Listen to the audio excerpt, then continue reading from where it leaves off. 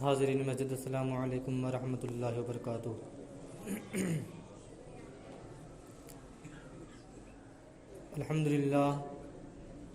الحمدللہ رب العالمین والعاقبۃ للمتقین، والصلاۃ والسلام علی سید المرسلین وعلی آلہ واصحابہ اجمعین، اما بعد فاعوذ باللہ من الشیطان الرجیم، بسم اللہ الرحمن الرحیم۔ الا ان اولیاء اللہ لا خوف علیہم ولا هم يحزنون، صدق اللہ مولانا العظیم وبلغنا رسولہ النبی الامین المکین الکریم، ونحن علی ذلک لمن الشاہدین والشاکرین والحمد للہ رب العالمین۔ محترم سامعین، آئیے کچھ عرض و معروض سے قبل اپنے آقائے نامدار مدینے کے تاجدار جناب روح فدا محمد عربی صلی اللہ تعالی علیہ وسلم کی بارگاہ بیکس پناہ میں درود و سلام کی ڈالی نشاور کریں اور پڑھیں بآواز بلند، اللہم صلی علی سیدنا شفیعنا حبیبنا کریمنا مولانا محمد وبارک وسلم صلاۃ و سلام علیک یا رسول اللہ صلی اللہ تعالی علیہ وسلم۔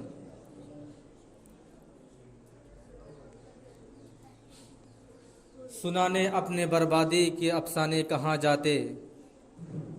سنانے اپنے بربادی کے افسانے کہاں جاتے، تیرا در چھوڑ کر خواجہ یہ دیوانے کہاں جاتے۔ اور خواجہ ہند وہ دربار ہے اعلیٰ تیرا، خواجہ ہند وہ دربار ہے اعلیٰ تیرا، کبھی محروم نہیں مانگنے والا تیرا۔ اور ہے تیری ذات عجب بحر حقیقت پیارے،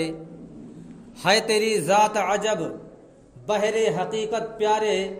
کسی تیراک نے پایا نہ کنارہ تیرا۔ اور تیری زمیں تیرا آستاں ہے خواجہ، تیری زمیں تیرا آستاں ہے خواجہ، اسی لیے تو یہ بھارت مہان ہے خواجہ۔ اور ایک قطرے کے مانند ہے انا ساغر، ایک قطرے کے مانند ہے انا ساغر، تیرے کاسے میں تو پورا ہندوستان ہے خواجہ، تیرے کاسے میں تو پورا ہندوستان ہے خواجہ۔ محترم سامعین، یہ تیسرا جمعہ ہے سیرت حضور خواجہ معین الدین چشتی اجمیری رضی اللہ تعالیٰ عنہ کے بارگاہ میں خراج عقیدت پیش کرنے کی۔ دو جمعہ ان کی سیرت پر بیان ہوا، اور آج انشاءاللہ العزیز ان کی کچھ کرامتوں پر بیان کیا جائے گا۔ حضور خواجہ معین الدین چشتی اجمیری رضی اللہ تعالی عنہ جب سے سنجر کی زمین چھوڑ کر کے ہندوستان کی زمین پر آئے، اس وقت سے لے کر کے آپ کی زندگی کے آخری لمحات تک آپ کے ہزاروں سینکڑوں کرامتیں تھیں، لیکن تعجب تو اس وقت ہوتا ہے کہ جب اولیاء کرام با حیات ہوتے ہیں تب ان کی کرامتوں پر لوگ تعجب نہیں کرتے، کیونکہ اللہ تبارک و تعالیٰ نے ان کی زندگی میں انہیں یہ کمالات اور یہ درجات عطا کیے ہیں کہ وہ کچھ بھی کرامت دکھا سکتے ہیں، کچھ بھی عجوبات دکھا سکتے ہیں۔ لیکن حضور خواجہ معین الدین چشتی اجمیری رضی اللہ تعالی عنہ کو اللہ تبارک و تعالیٰ نے ایسی ولایت عطا فرمائی ہے کہ آپ تا قیامت تک کرامت ہی دکھاتے رہیں گے۔ جب تک آپ باحیات تھے تب تک تو آپ نے کرامت دکھائی، لیکن اللہ تبارک و تعالیٰ نے آپ کو یہ شان و شوکت عطا کر رکھی ہے کہ جب تک قیامت نہیں آئے گی تب تک لوگ وہاں جائیں گے، زائرین اپنی مرادیں ان کی بارگاہ میں پیش کریں گے اور ان کی جھولیاں بھی بھر جائیں گی۔ حضور خواجہ معین الدین چشتی اجمیری رضی اللہ تعالیٰ عنہ کی یہ کرامت ہے۔ آپ کی کرامتوں میں ایک کرامت یہ بیان کی جاتی ہے کہ آپ جب عبادت و ریاضت کرنے کے بعد اپنے مقام پر تشریف فرما تھے، آپ کے چند مریدین بھی آپ کے ساتھ بیٹھے ہوئے ہیں، آپ اللہ و رسول کی بات کر رہے ہیں، اپنے تمام مریدین کو آپ تبلیغ اسلام کرنے کا طریقہ بتا رہے تھے کہ اتنے میں ایک بڑھیا روتی گڑگڑاتی آتی ہے اور کہتی ہے کہ اس وقت کے فلاں راجا یا فلاں حکمراں نے میرے بیٹے کو پھانسی کی سزا سنا دی ہے، جبکہ میرے بیٹے کی وہ غلطی بھی نہیں ہے کہ میرا بیٹا پھانسی کے پھندے پر چڑھایا جائے، پھر بھی اس وقت کے حکمراں نے میرے بیٹے کو پھانسی کے پھندے پر چڑھانے کا حکم دے دیا ہے، اور عنقریب وہ پھانسی کے پھندے پر چڑھا دیا جائے گا۔ حضور خواجہ معین الدین چشتی اجمیری رضی اللہ تعالیٰ عنہ ایسی بڑھیا کو دیکھتے ہیں کہ وہ بڑھاپے کی حالت میں ہے اور اس کا ایک اکلوتا بیٹا ہے، اور جس کی غلطی بھی نہیں ہے اس کو بغیر غلطی کے پھانسی کی سزا دے دی گئی ہے۔ حضور خواجہ معین الدین چشتی اجمیری رضی اللہ تعالیٰ عنہ اپنے تمام مریدین کے ساتھ فوراً اپنے اس حجرے سے اٹھ جاتے ہیں اور اس طرف کا رخ کر لیتے ہیں جس طرف بڑھیا کا بیٹا پھانسی کے پھندے پر لٹکنے والا تھا۔ حضور خواجہ معین الدین چشتی اجمیری رضی اللہ تعالیٰ عنہ بڑھیا کے ساتھ بڑی تیزی سے روانہ ہوئے، لیکن جب تک آپ پھانسی کے پھندے تک پہنچے، حضور خواجہ معین الدین چشتی اجمیری جب وہاں بادشاہ حکمراں کے اس کے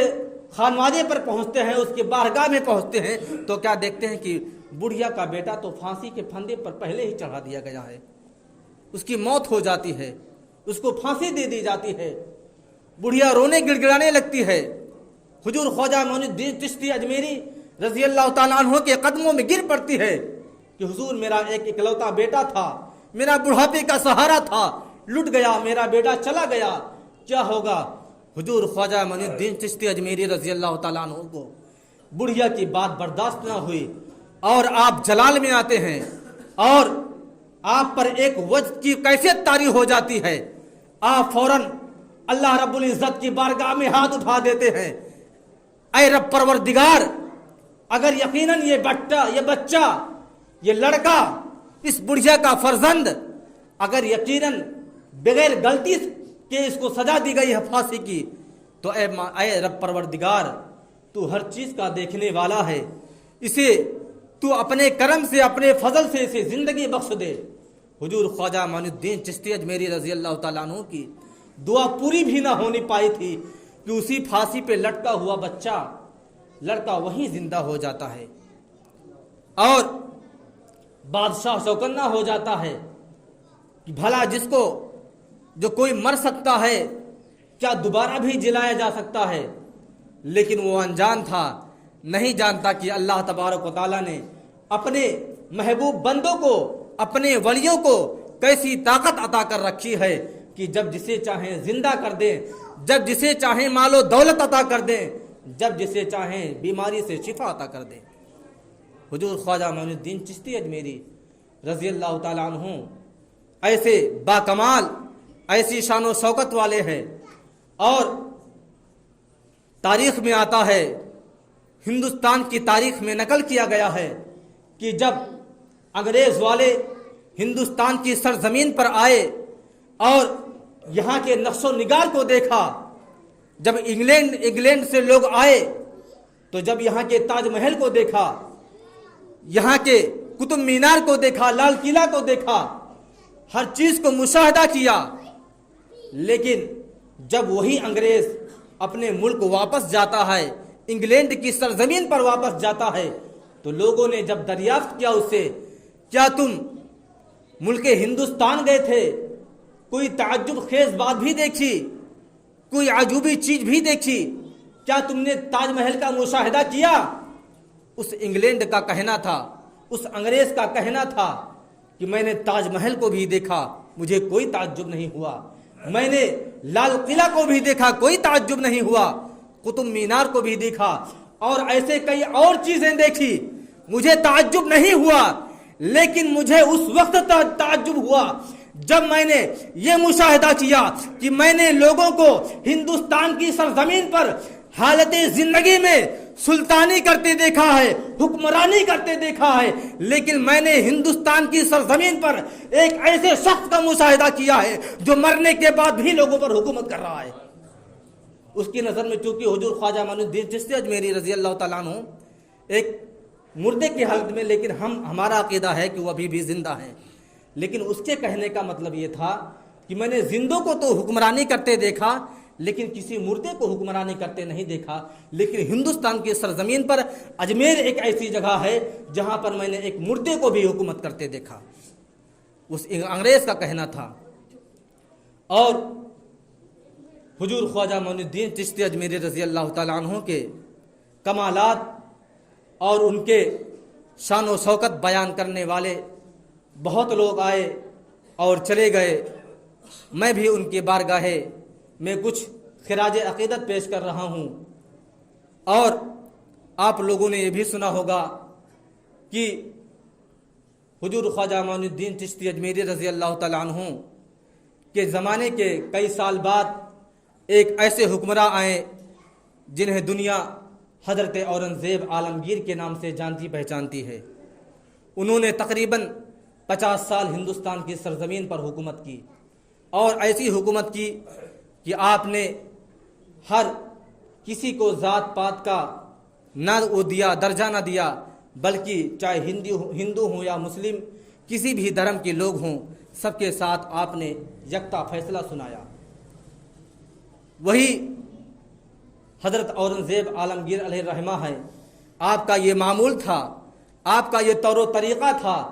کہ جب بھی آپ کسی مزارات پر حاضری دیا کرتے تھے تو آپ کا یہ معمول تھا کہ سب سے پہلے آپ وہاں سلام عرض کرتے تھے. سب سے پہلے آپ اس مزار پر سلام پیش کیا کرتے تھے اور 3 بار آپ کا معمول تھا آپ سلام پیش کیا کرتے تھے. اگر تیسری بار میں جواب نہیں آتا تو فوراً آپ اپنے سپاہیوں کو حکم دیتے کہ مزار کو توڑ دیا جائے. سینکڑوں مزاروں کو حضرت اورنگزیب عالمگیر نے توڑوایا. وہ ایسے مزارات تھے جن کا کوئی وجود نہیں تھا،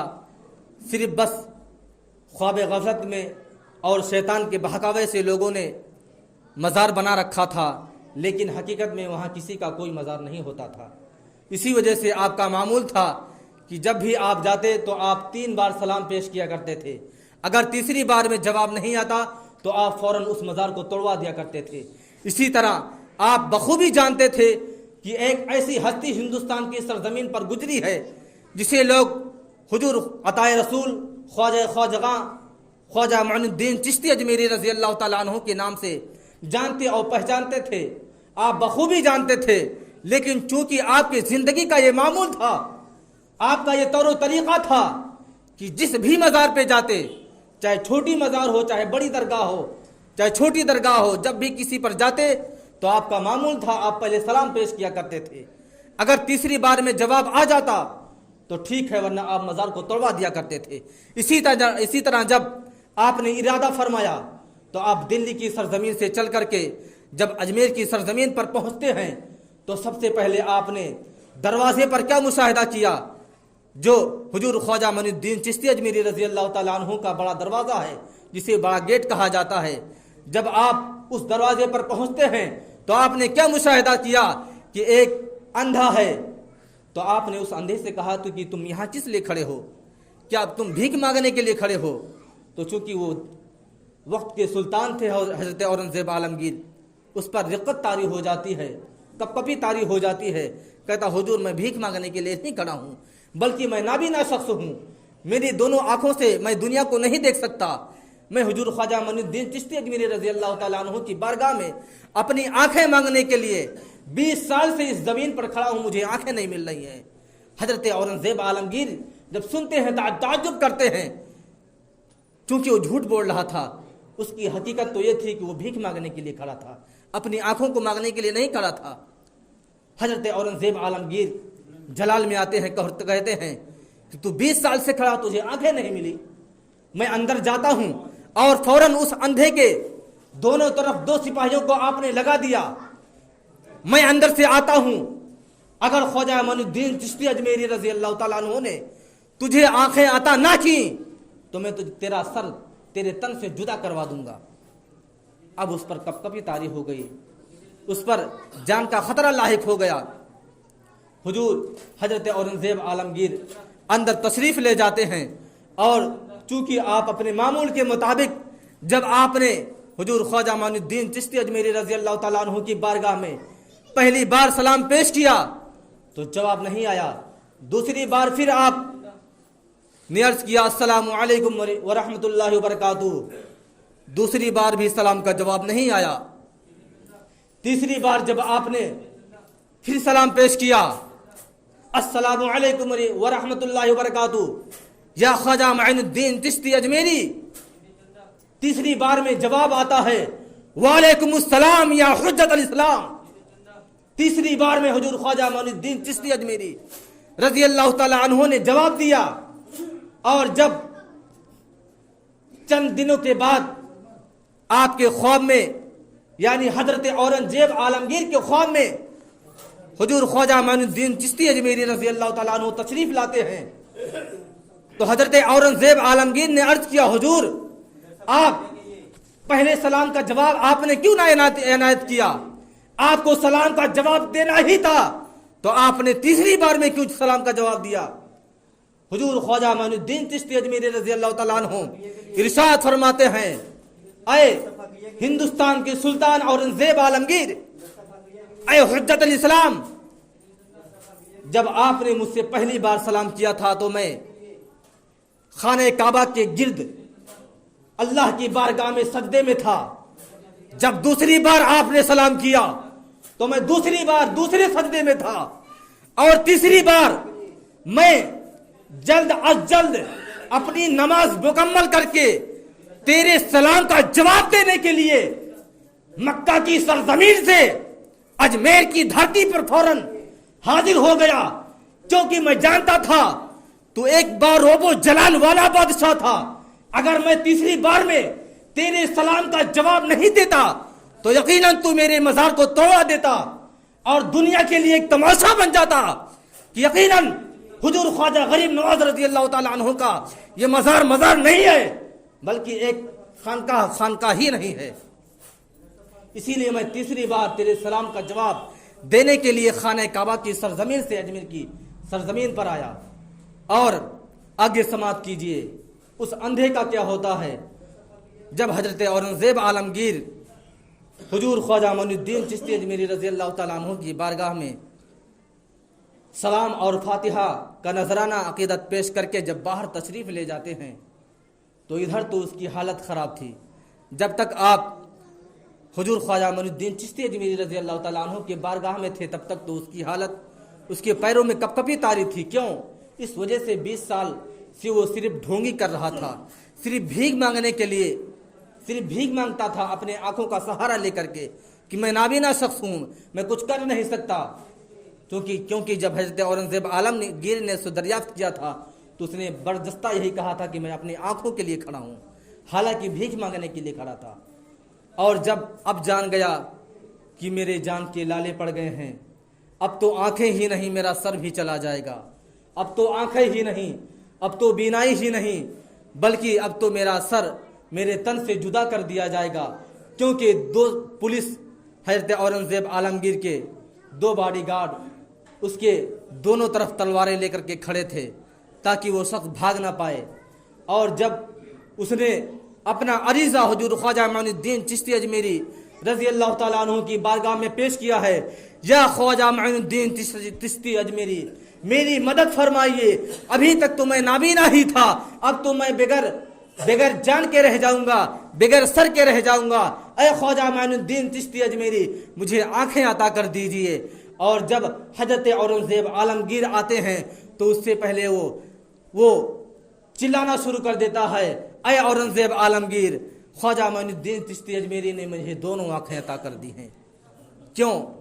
اب بتانے کا مقصد یہ ہے کہ ایسی بارگاہوں میں جب تک آپ دل سے دعا نہیں کریں گے تب تک آپ کو کچھ حاصل ہونے والا نہیں۔ کچھ لوگ کہتے ہیں کہ ایسی بارگاہوں میں گیا اور خالی چلا آیا، چونکہ وہاں ان کی غلطی نہیں، آپ کی غلطی تھی، آپ نے دل سے مانگا نہیں ہوگا، اس وجہ سے نہیں ملا۔ اور اس وقت حضرت اورنگزیب عالمگیر نے ایک تاریخی جملہ کہا تھا، اور کہا تھا، اے ظالموں، اے بدبختوں، صوفیاء کرام کو، اللہ کے اولیاء کرام کو، اللہ کے محبوب بندوں کو بدنام کرتے ہو کہ میں 20 سال سے آنکھیں مانگ رہا تھا، مجھے نہیں مل رہا ہے، تجھے چند منٹ میں آنکھیں کیسے مل گئی؟ اس سے یہی ثابت ہوا کہ یقیناً وہ 20 سال سے صرف بھیک مانگ رہا تھا، اپنی آنکھیں نہیں مانگ رہا تھا، اور آنکھیں مانگا بھی ہوگا تو دل سے نہیں، اوپر دل سے مانگا ہوگا، لیکن جب جان کے لالے پڑ گئے، اب جب وہ جانا کہ میرا سر قلم کر دیا جائے گا، سلطان وقت نے میرے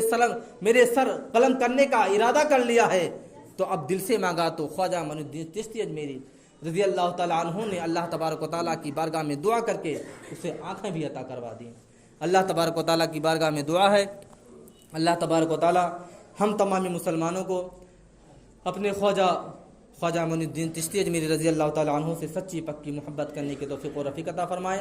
ہم تمامی مسلمانوں کو اپنے آقا مصطفیٰ صلی اللہ علیہ وسلم کے نقش قدم پر چلنے کی توفیق و رفیق عطا فرمائے۔ ہم تمامی مسلمانوں کو نمازوں کی پابندی کرنے کی توفیق و رفیق عطا فرمائے۔ السلام علیکم ورحمۃ اللہ وبرکاتہ۔